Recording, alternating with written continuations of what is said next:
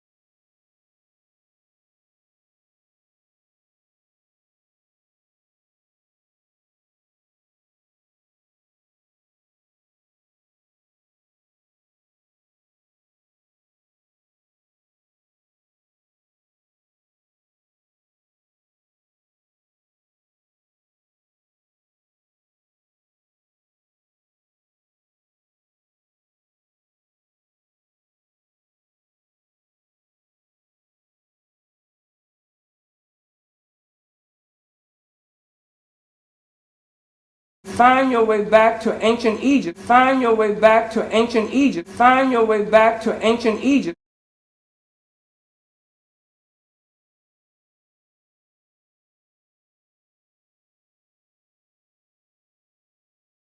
The Christians took the whole Christian Bible, the Old Testament and the New Testament, out of the Egyptian Book of the Dead. So that if you want to go to the source, don't go to King James. Go to ancient Egypt, and you've got a Bible that's 10,000 years older than anything that these Christians have. You have students going through college, graduating with a degree, and then they can't even write their own name.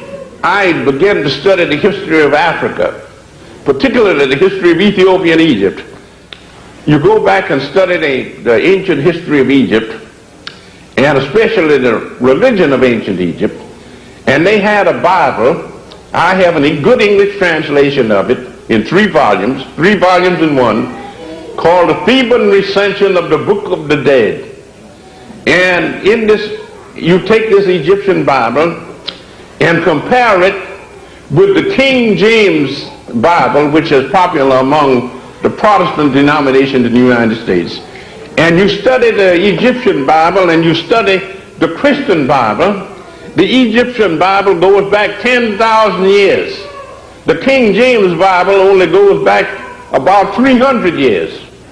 And then you study these two books and compare them, and you find out that the Christians took the whole Christian Bible, the Old Testament and the New Testament, out of the Egyptian Book of the Dead. So that if you want to go to the source, don't go to King James. Go to ancient Egypt, and you've got a Bible that's 10,000 years older than anything that these Christians have.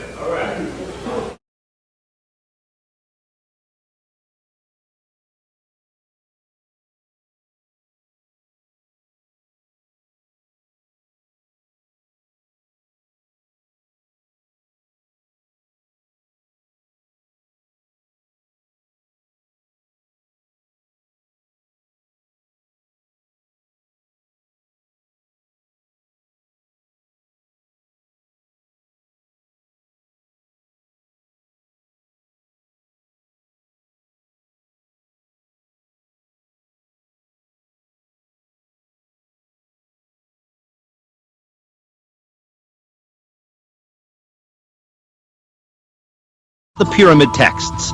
the earliest religious transcripts in the world. To hope the soul to be resurrected again. Originally, these cryptic symbols, the world's earliest collection of prayers, were painted in vivid colors. The ideas in the pyramid texts evolved over hundreds of years into a remarkable document, detailed roadmap to the afterlife. I believe the religion is just one tree, and we have many branches, Islam, Christianity, Jewish, so it was the main tree. So we're looking at the roots right here. Here we are in the roots. Instructions to heaven remain in perfect condition. These ancient carvings are the oldest known form of religious writing. The Greek myths, the Bible, the Quran, all began here. You're really looking at the history of writing here as well. Yes. That's the earliest form of human writing. Yes.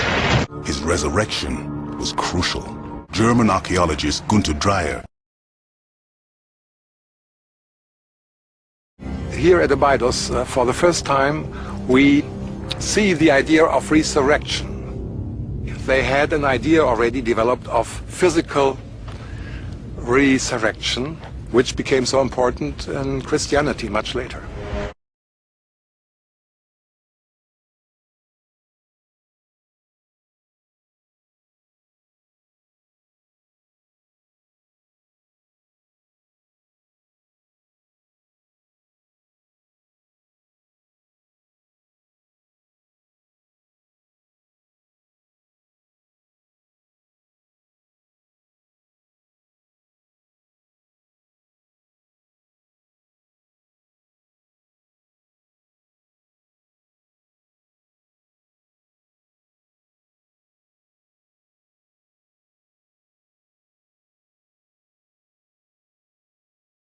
Almost everything we know about ancient Egypt comes from their belief in life after death. It may surprise you. You've all seen temples, you've all seen the tombs. We don't have cities. The ancient Egyptian cities weren't meant to last forever.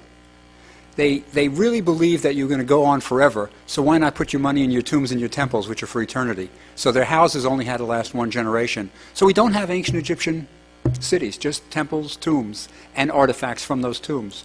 Now, the only reason we have coffins is because they wanted to protect the body for eternity. Now, the notion that they had was resurrection. The Egyptians believed not in reincarnation, as some New Agers say, but in resurrection. They believed that the body was literally going to get up and go again in the next world, and that's why you had to preserve it.